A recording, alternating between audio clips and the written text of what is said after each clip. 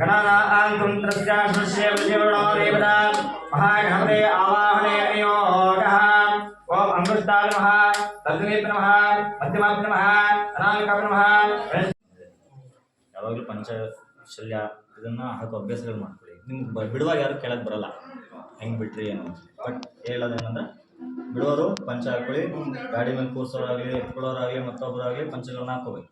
ಈಗ ನಾನು pant shirt ಹಾಕೊಂಡು ಪೂಜೆ ಮಾಡಿರ್ತೀರ, ನಾನು ನಮ್ದನ್ನು ಮಾತು ವಾದ್ಯದವ್ರು ಬೇಡ ಅಂತ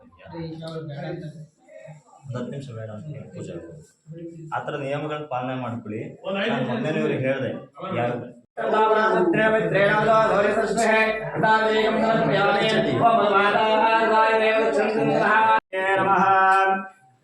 जियात्रे रेणुकाचार्य शिवाचार्य शिखामणि